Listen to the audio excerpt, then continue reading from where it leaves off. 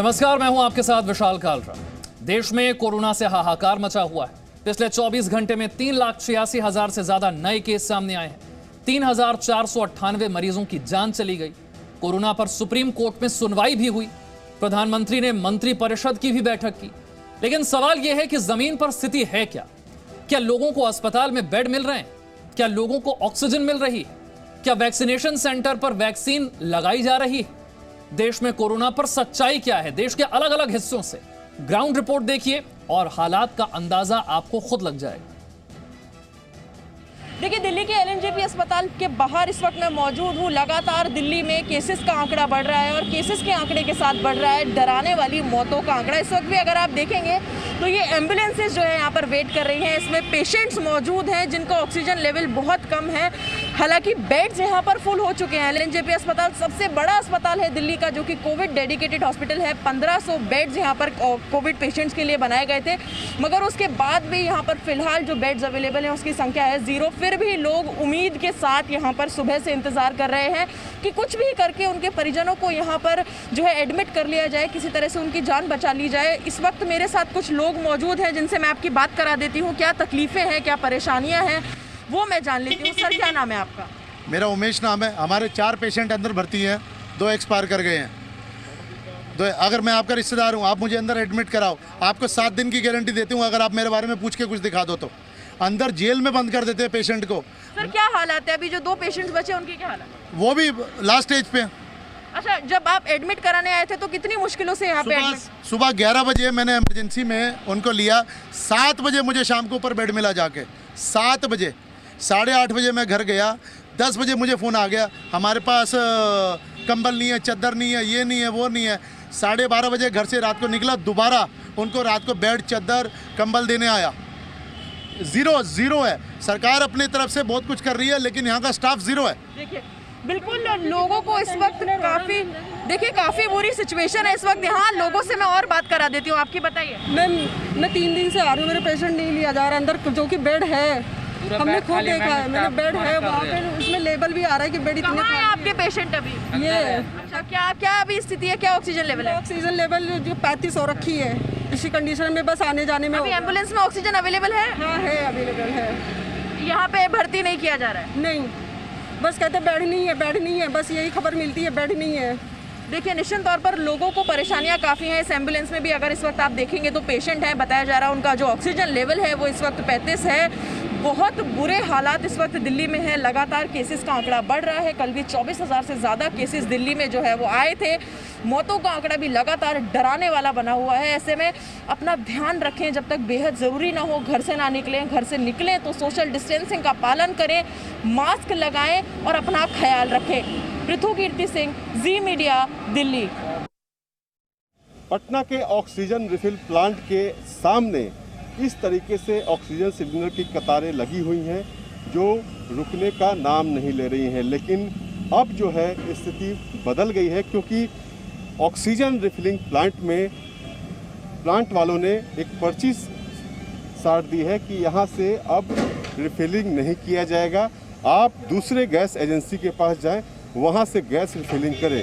कल तक यहाँ से आम लोगों को जो होम आइसोलेशन में हैं या फिर जो निजी अस्पतालों में है वो रिफिलिंग करा रहे थे, लेकिन अब ऐसी स्थिति नहीं है। क्या बताया जा रहा है, यहाँ पे देखिए लोग भी हैं, गर्मी में अपने कतार को लगा दिया है सिलेंडर को, लेकिन छाँव में आके इंतज़ार कर रहे हैं। क्या बताया जा रहा है आपको? बताया जा रहा है कि थोड़ा देर रुकें तो भरा जाएगा, ये बता रहे हैं अंदर के लोग जो काम करने वाले हैं। तो हम लोग रुके हैं कि भरा जाएगा इस इंतज़ार में। पेशेंट कहाँ भर्ती है?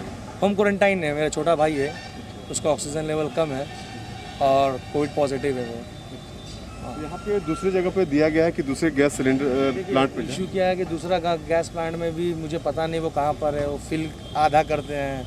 ये फैक्ट्री यहाँ पर पूरा फिल होगा, एक बार यूज़ करेंगे तो 2 दिन चलेगा। इस रिगार्ड में हम लोग यहाँ पर खड़े हैं और वहाँ भी सर्विसेज वैसी नहीं कि गए, वहाँ भी 6-6 घंटे लग ही रहे हैं। क्या बताया जा रहा है आप लोग को यहाँ पे? क्या बताया जा रहा है? अभी तो बोल रहे हैं कि देंगे, नहीं मिलेगा ना। मैं कर रहा हूँ, दूसरी जगह इमरजेंसी है। स्टार्ट दिया है कि दूसरी जगह जाइए। हाँ, तो देखे में ना किया है, जानवे ना कर नहीं देखे जी ना, यहीं से ले जा रहे हैं। मेरा बहुत ज़्यादा तबीयत खराब है, हार्ट के पेशेंट है। यहाँ पे मजिस्ट्रेट भी तैनात है। प्रेसिडेंट साहब, क्या यहाँ पे आप तो हाथ खड़े कर दिए निजी लोगों को ऑक्सीजन देने में? हाँ, हम लोगों ने चूँकि देख रहे थे हमारा सरकारी प्लांट का लोड बहुत ज़्यादा है और न्यूसेंस वैल्यू थोड़ा यहाँ हो जाता है। इस चलते हम लोगों ने एक तो प्लांट मैनेजर को भी मैंने बोला है, मालिक को, एमडी को, कि आपको अगर भरना है तो छोटा सिलेंडर अपना उधर साइड में भरिए, नहीं तो अंदर तो हम आदमी को घुसने नहीं देंगे। तो ये थोड़ा सा आज मैं एक्शन भी ले रहा हूँ इन पे। अगर क्या तो आप लेबर को रखो अंदर घुसाने के लिए सिंगल सिलेंडर के लिए, या तो हम लोग अनाउंस कर रहे हैं दूसरे जगह से लेने के लिए। बाकी अंदर की लगातार अब किल्लत दिखने लगी है। नहीं, ऐसा नहीं है। हमारे यहाँ देखिए अभी भी पूरी सप्लाई हो रही है। प्रत्येक दिन हमारा लिक्विड ऑक्सीजन आ जाता है, उसमें कहीं कोई दिक्कत नहीं है। बाहर में कुछ दलाल टाइप के किस्म के लोग हैं, उस पर हम लोग कार्रवाई भी कर रहे हैं, उसका वीडियो फुटेज भी निकाल रहे हैं और उनके ऊपर एक्शन लिया जाएगा। वैसे अस्पताल वाले जो कुछ गलत आदमी को भेज के इस सहानुभूति के आड़ में या इस आपदा की आड़ में जो गलत नाजायज फ़ायदा उठाना चाह रहे हैं स्टोरेज के लिए, उस पर सख्त कार्रवाई करने का बिल्कुल। स्टोरेज दलाल किस्म के जो लोग हैं वो भी एक्टिव हो गए हैं और यही वजह है कि पटना के डीएम ने कल एक जो हेल्थ डिपार्टमेंट के प्रिंसिपल सेक्रेटरी हैं उनको त्राहिमाम संदेश लिखा था। ब्रजेश मिश्रा, जी मीडिया, पटना। वैक्सीन सेंटरों पे हज़ारों की भीड़ लगी रहती थी, जहां ये स्टॉक ये कहा गया है कि इस वैक्सीन सेंटर की यानी बीकेसी की वैक्सीन सेंटर की क्षमता है 7,000 से 8,000 लोगों तक वैक्सीन दे सकते हैं। लेकिन यहाँ आज ये बोर्ड लगा हुआ है कि अगले 3 दिनों तक कोई वैक्सीन नहीं दिया जाएगा। लेकिन यहाँ कई ऐसे लोग हैं जिन्हें ये बात की सूचना भी नहीं है कि बीएमसी ने इस तरह की बातें की हैं। अपने अपने सर्विस अपने अपने जॉब से आने के बाद वो वैक्सीन लेने की कोशिश करते हैं। जैसे क्या आपका नाम है? चंद्रशेखर जी, जिस तरीके से आप यहाँ आए हैं वैक्सीन लेने के लिए, या जिस तरीके से आपने कहा कि सेकेंड डोज लेने के लिए आए हैं, क्या हालात क्या दिक्कत है? यहाँ पे मैं फर्स्ट टाइम आया। फर्स्ट डोज तो मैंने गुरु नानक में लिया था, वहाँ से हमने भेज दिया, डायरेक्ट बोला जाइए लाइन पे लेने के लिए, हम आ गए हैं। लेकिन क्या पता नहीं था हमें कि अभी यहाँ वैक्सीन ख़त्म हो गई करके। आप लोगों को क्या ये इन्फॉर्मेशन था क्या कि वैक्सीन यहाँ नहीं मिलेगा? नहीं सर, कुछ भी नहीं पता था। यहाँ आने के बाद ही वोट देखा गया? yes, ना कोई मैसेज ना कुछ भी नहीं, नथिंग। प्रशासन की तरफ से कोई सूचना किसी को नहीं दी गई है। हालांकि सरकार की तरफ से यही कहा गया है कि जो मुंबई में स्टॉक है वैक्सीनों की महज 20,000 स्टॉक बची हुई है। अगर यही स्टॉक 1 लाख तक होगी तभी वैक्सीनेशन सुचारू तरीके से दिया जा सकता है। पूरे राज्य भर में स्टॉक है 7,60,000 स्टॉक बचे हुए हैं। मुंबई में 45 साल से अधिक लोगों की संख्या तकरीबन 46 लाख है, जिसमें से 28% लोगों को वैक्सीन किया गया है। महज उसमें से 12% लोग ऐसे हैं जिन्हें दोबारा वैक्सीन यानी सेकेंड डोज दिया गया है। बीएमसी प्रशासन की तरफ से यही कहा गया है कि प्राथमिकता सेकेंड डोज वालों को दी जाएगी, यानी 18 साल से लेकर 44 साल के लोगों को जिन्हें 1 तारीख से वैक्सीन देना था, उनकी अभी अवधि आने वाले दिनों में कुछ देर तक आएगी, यानी 15 मई के बाद से 15 मई तक उनको वरीयता दी जाएगी जिन्हें सेकेंड डोज देना है। हालांकि प्रशासन को ये सारी सूचनाएं ज़रूर लोगों तक पहुंचानी चाहिए थी, क्योंकि यहाँ इन सेंटरों पर लोग आते हैं अपनी वैक्सीनेशन के लिए, लेकिन उन्हें निराशा हाथ लगती है। उन्हें यही बोर्ड देखने को मिलता है कि अगले 3 दिनों तक कोई वैक्सीनेशन नहीं होगा। लिहाजा अभी तक प्रशासन की तरफ से यही कहा जा रहा है कि जब तक पूरे स्टॉक वैक्सीनेशन के नहीं होंगे तब तक वैक्सीनेशन सुचारू तौर से देना संभव नहीं है।